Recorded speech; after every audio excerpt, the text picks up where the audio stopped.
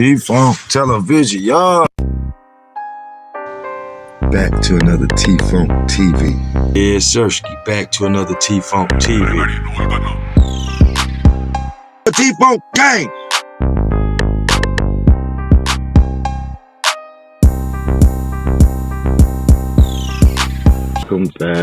Welcome back to T-Funk TV. Smoke some, drink some.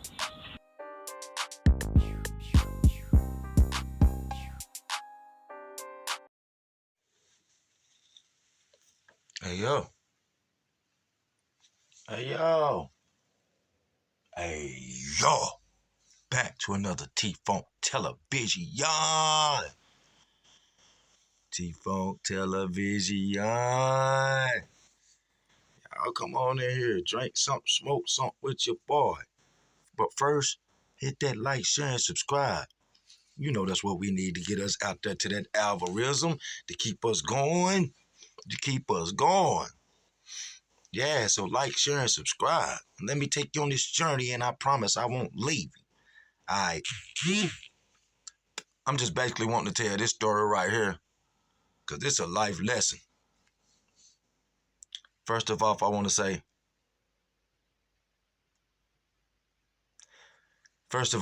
say,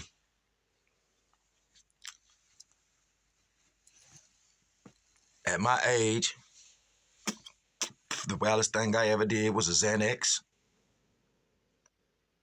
drink, and smoke. I ain't never used crack cocaine, powder cocaine, or any other of these weird drugs out here. Never.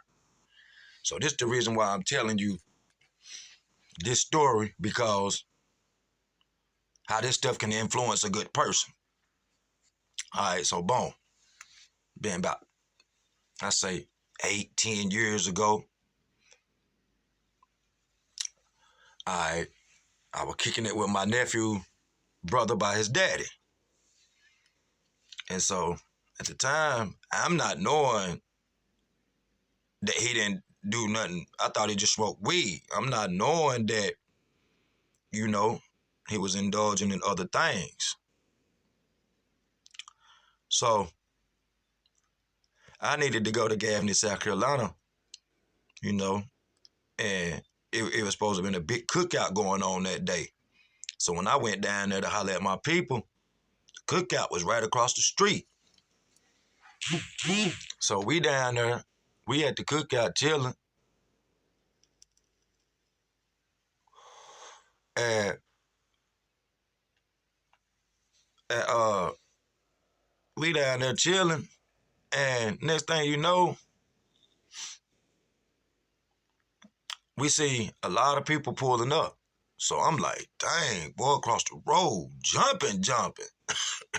And like I said, I went to school down there at Gaffney. So, I started seeing a lot of people. So it was a dude that used to stay in, he from Gaffney, but he had moved up to Shelby. He stayed in some shit. He stayed getting his nose dirty. And I think he locked up in prison right now. I don't think, he stayed robbing people, stayed backdooring people, that been left about to die before, done caught indictments in Shelby, all just a whole enormous of stuff. He an instigator, bro. He's for himself, and I don't really think the dude would be that tough if it wasn't for the stuff he putting up his nose. So I shoot off and go do what I got to do, and I come back. Now, the house across the road is packed. Now, my nephew's brother rode down there with me. But when he got down there after I had left and came back, he seen the dude that I was talking about just now. I ain't going to say no names, y'all. So he sees, I'm going to just say JR. He sees JR.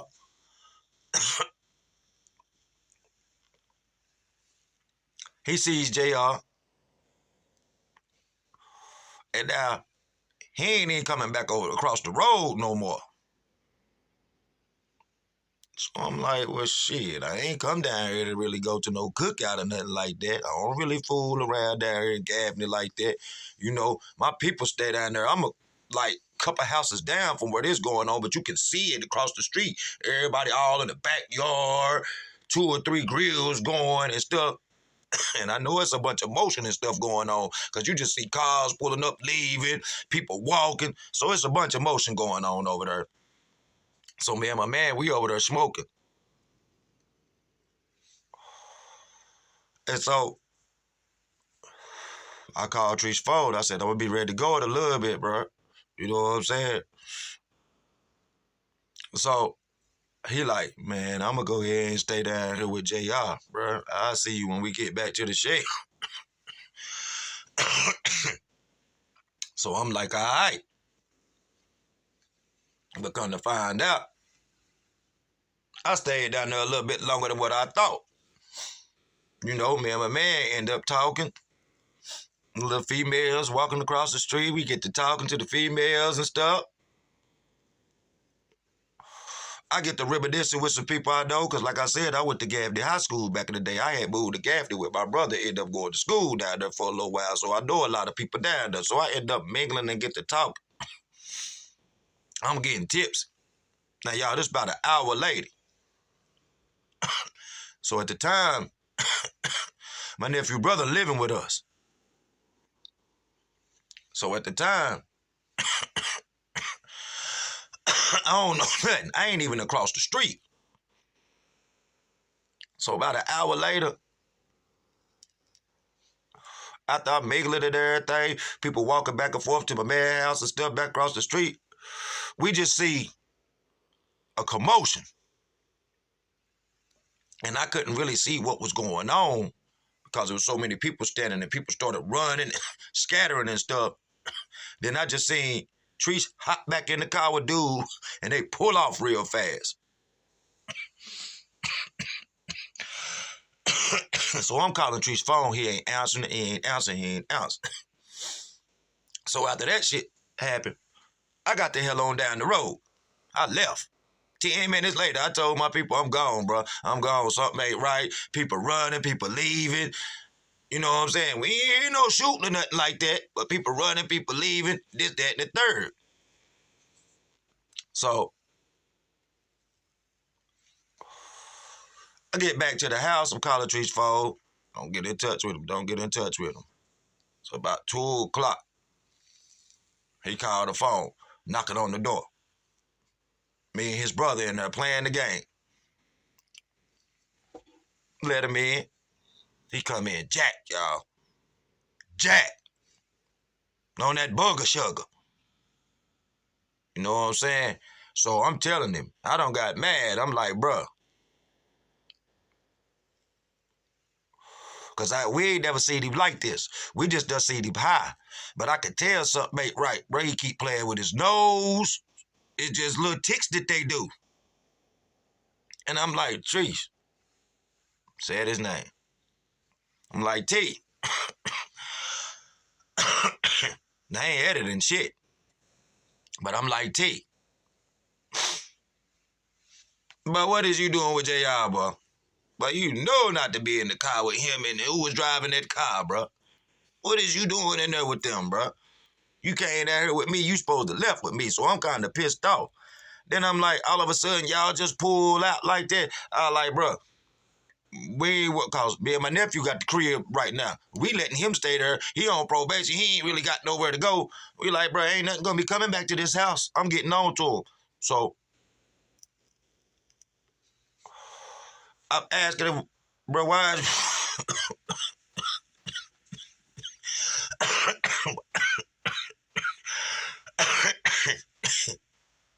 Yeah, if you ain't joking, if you ain't joking, you ain't smoking. But I get to ask him about his little ticks. Why you playing with your nose so much? Why this? Why that? You know what I'm saying? So he break down. Because we on some shit. His brother on some wanting to put him out. He break down and tell us the truth. Because his brother had already heard that he was doing it. He like, no, Treese, I already done heard it, bro. Fucking with that booger sugar. So that's when he broke down and came out and told us the truth. Bro, he say when I'm across the street, reason why he didn't come back over there when he with JR Jay High had already pulled up and ordered a half of, some sauce. And so when he got over there, he was in the car with him. You know, he done gave him a line or two and boosted that boy up. I'm not knowing it. They just sit on the side of the house in the car. I'm thinking he just in there chilling, smoking with him or something. He done gave that boy some booger sugar and got him boosted up. And then when the dude pulled up on the other side of the house and get out for the cookout, he walked through the backyard and he say, J.I. throw him the pistol and say, "Showtime, little daddy." Had told this boy to rob that man. This dummy did it too. So he gave him the pistol and said, "Showtime, little daddy." So when he did that, when the dude was walking halfway up on the car, Treese jumped. Yeah, he jumped out. T jumped out. And, boy, put the thing on him. Went in his pocket, took everything, waved everybody down. That's why everybody scattered. And then they jumped back in the car and bounced. For that little bit of stuff. And didn't even hardly get too much out of it. Could have lost his life. This man done rolled around with him all day, keeping him jacked, and dropped him off that night. And I'm like, bro, I hope you didn't bring that man to my house.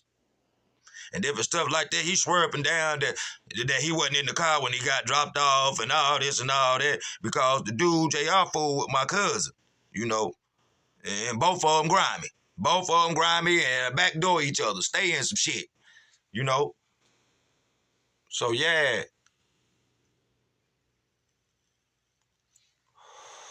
Treese knew he was finna get put out. And me and him had the same PO at the same time. And I don't see how she was letting both of us, she allowed him to come and stay with us. Because I was about to get out. And I was keeping a lot of heat off of him. You know what I'm saying? So that's why he broke down.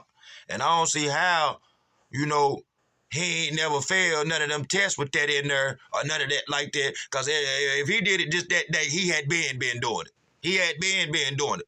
But me and my nephew, we straight told him, bro, you can't bring that around here. We had to end up putting him out, man. We end up putting him out, bro, because he did some weird stuff. He wasn't paying nothing around there, and we letting it go. Now, I'm allowing him to do little stuff for me, you know, to eat around there, because, you know, I'm getting that money on. But when we seen him let his baby mama order him a $200 pair of shoes and didn't give us shit, and other little shit, new beds, new blow-up beds, and all this old other stuff, oh, nah, bro, you gotta go, bro. You ain't got no heart, bro. You ain't got no heart, bro. You supposed to be done came up. You could have came up. Then yeah. When you do get a little something, you don't want to help the home team.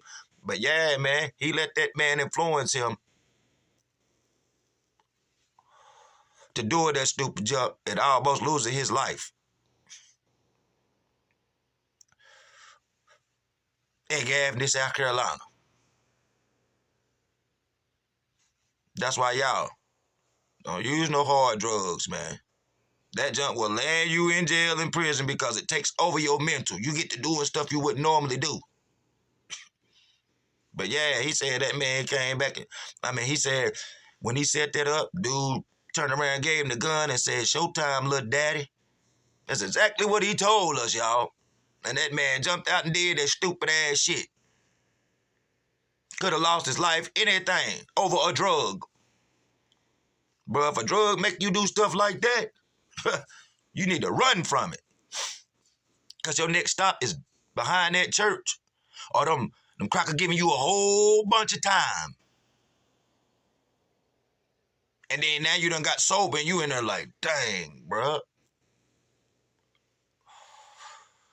$500 worth of stuff.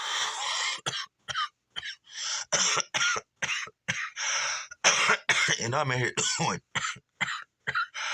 500 months.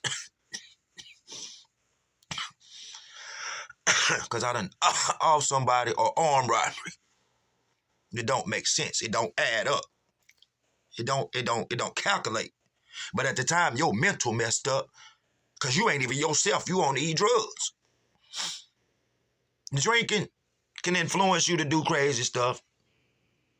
But smoking that gas ain't, I don't know nobody who do weird stuff on gas. I don't know nobody. They make you happy. Want to do things, have fun and stuff like that, indica or sativa. So stay away from them hard drugs because they lead to jail and prison, man. Peace and love to all, bro. Like, share, and comment. Subscribe. It's another street banger from T-Funk, the Funk Doctor. I'm out. Gang.